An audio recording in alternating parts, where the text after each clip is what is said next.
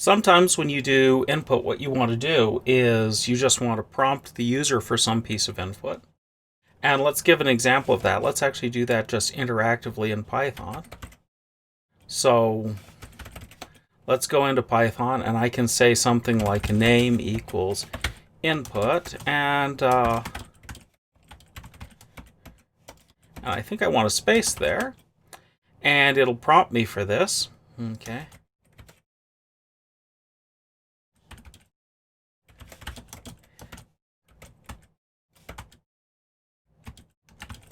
And we'll do another one of these things.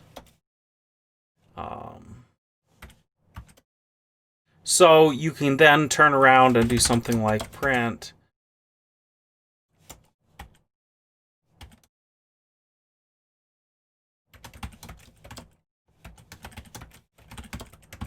something like that, and you can substitute it in.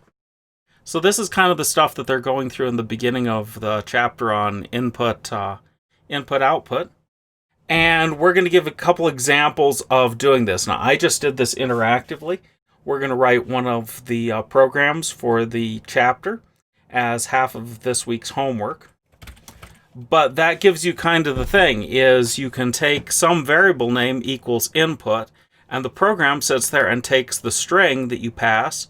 And you'll notice that I did put a space there, otherwise it's going to come out looking kind of weird. And it just prompts you for that particular thing and reads it in.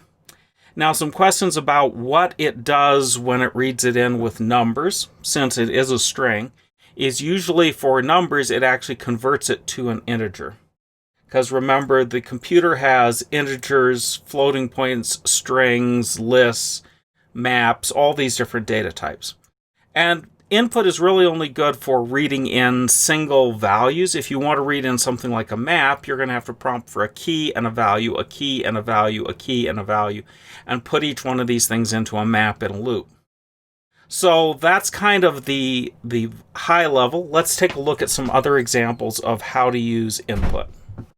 Okay, let's take a look at another program where we do some input and we actually deal with this fact that when you input something, you get a string instead of a number. So let's say input a number, and I will tell you if it can be evenly divided by 3. Okay, and then the next line immediately converts this n, which is a string, which could likely be the string 18 or the string 5, into an integer by saying, yeah, take this and make it an integer. Change the type of it and convert it so that I can do mathematical operations on it. So then I say if n%3, which is n mod 3, if there's a remainder of 0, print out n can be evenly divided by 3. So basically what it does is, because I've got the parentheses there, it says n mod 3 first, calculates that, and if that is equal to 0, then the remainder was 0. It's an even division. Else, I get the remainder equals n mod 3, and I print out a different message. When you divide n by 3, the remainder is r. So this kind of a program, let's run it once and let's make certain that it works.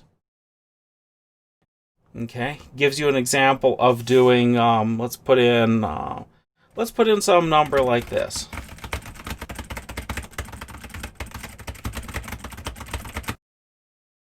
When you divide that number by 3, the remainder is 1. That is a unique result, isn't it? I mean, I wouldn't have known that without this computer program. Of course, I've never typed that number in before, so I'm not certain how useful that is, but wow! The remainder is 1. It's not evenly divisible by 3. So one of the advantages in all cases with computer programs, and that's why we did the thing with the input on the genetics, is that you can process things that are way bigger than what you can deal with as a individual.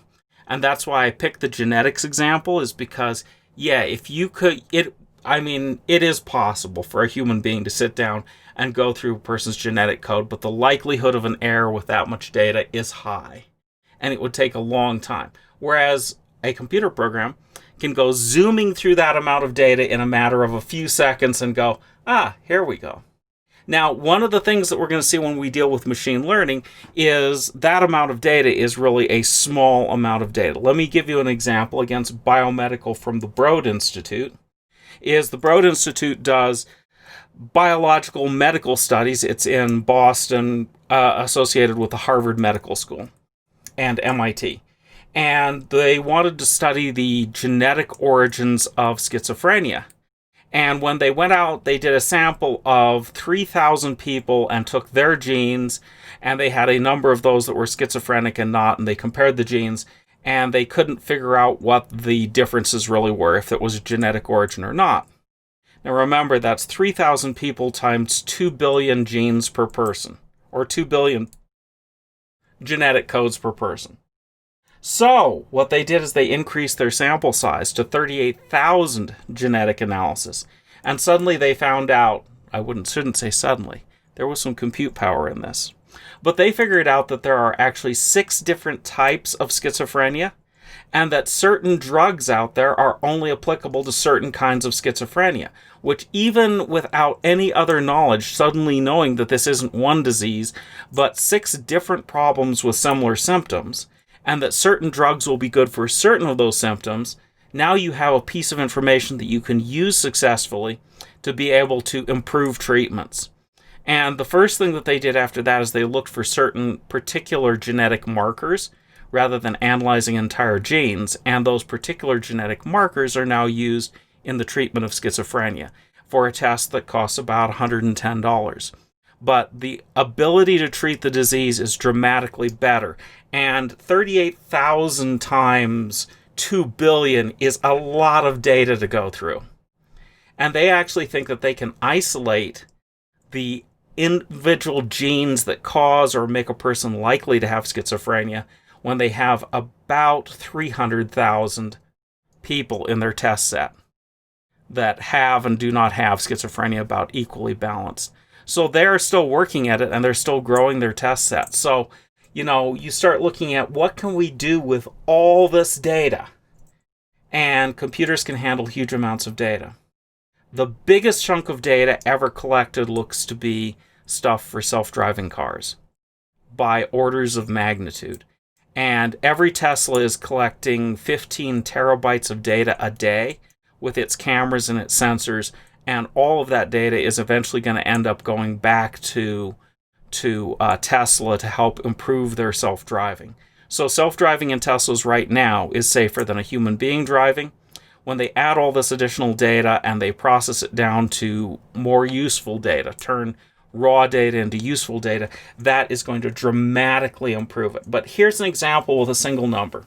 When I typed in that number, and I'm not expecting you to cut and paste or type in that number, but try some big numbers and see that, yeah, the program can input something that is quite large, calculate on it, and it's no more of a big thing than anything else. It just works on these size of things. And yeah, I'm certain in some sense it took longer with a big number, but when, you're taking longer is the difference between 3 millionths of a second and 50 millionths of a second. Do you really care at this case? I don't think it makes any human difference. I mean, it's still in millionths of a second that it might have taken longer to calculate on a big number. So, homework-wise, we're going to do 2 things. I think 7-2, I will write it up, but it's going to be 7-2, and also take the program that searches the genetics and actually adapt it to searching the genetic file that there is to download. And those will each be worth 100 points in the homework, and work through those. You probably want to listen to this lecture and the next lecture before you do the homework to help you with downloading and getting the file and moving it around and what you do with files, because the next lecture is all about Unix commands and the file system and where things are and copying and moving files. So, with that, I hope you have a wonderful day. We'll catch you later.